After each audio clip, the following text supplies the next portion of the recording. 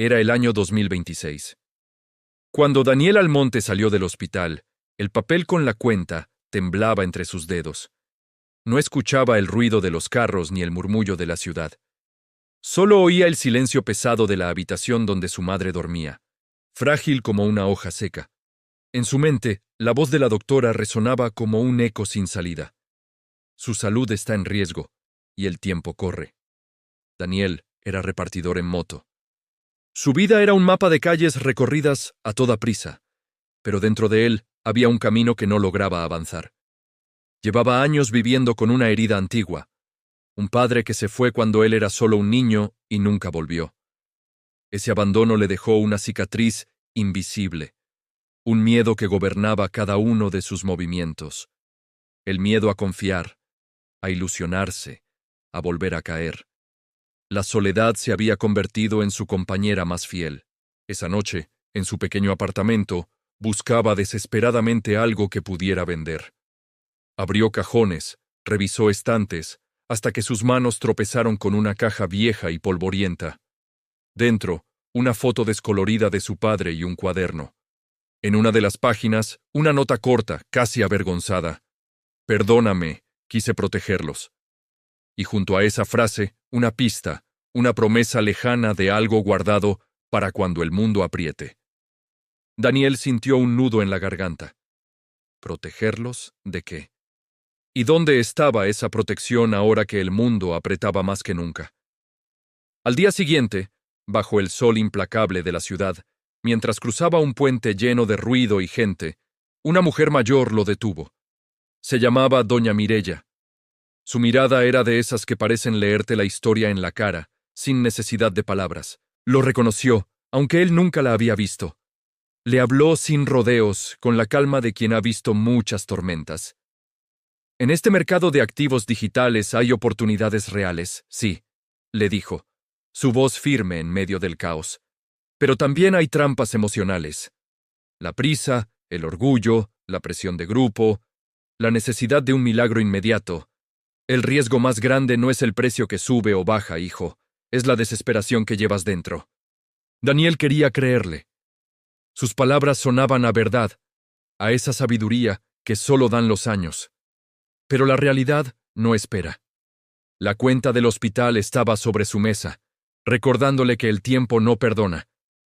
Y justo en ese momento, como una respuesta a sus plegarias o una tentación del destino, apareció su amigo Rudy. Llevaba una sonrisa brillante y frases fáciles, de esas que suenan a salvación inmediata.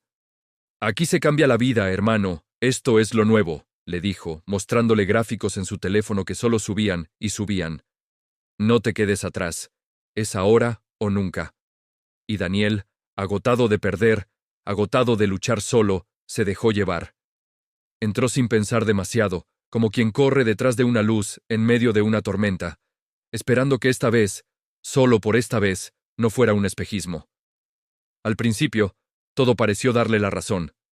La adrenalina era real, grupos de chat llenos de mensajes de euforia, números que subían sin parar, la ilusión palpable de que por fin el destino se estaba disculpando con él.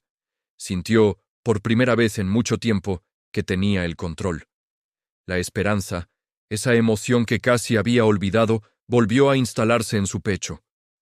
Cada notificación era una promesa, cada subida en la gráfica, una confirmación. El milagro parecía estar ocurriendo. Hasta que una madrugada, todo se detuvo. La pantalla se quedó inmóvil. El acceso a la plataforma falló. El grupo de chat, antes un carnaval de optimismo, se llenó de confusión, de pánico, de acusaciones, y Daniel sintió el golpe más cruel de su vida. No era solo el dinero lo que se había ido, lo que se había evaporado en el aire digital, era la esperanza, era la confianza recién recuperada, era esa pequeña chispa que le quedaba para seguir de pie. El silencio de su apartamento se hizo más denso, más pesado que nunca. El vacío era absoluto. Durante horas, caminó sin rumbo bajo una lluvia fina que empapaba la ciudad y su alma. Su cabeza era un torbellino de escenas imaginadas. Su madre esperándolo, él llegando tarde, otra puerta cerrándose en su cara. Y por primera vez, se le cruzó la idea de rendirse. No con dramatismo, no con un grito al cielo, sino con ese cansancio frío y profundo que llega cuando sientes que, hagas lo que hagas, siempre pierdes.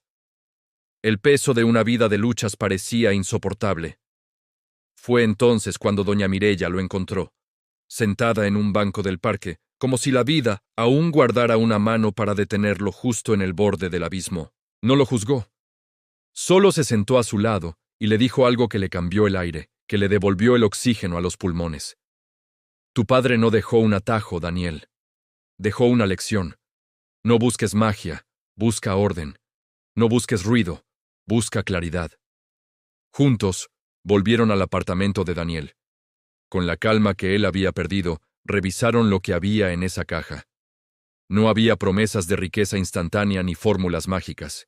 Lo que su padre había dejado era un recurso pensado para emergencias, un plan ordenado, una estrategia basada en la paciencia y la prudencia. Un activo guardado no para presumir, sino para proteger. Para usarlo en lo esencial, con criterio. Era la lección que Daniel, en su desesperación, no había sabido ver. De vuelta en el hospital, tomó la mano de su madre. Ella, medio despierta, con un hilo de voz, susurró unas palabras que terminaron de romperlo por dentro.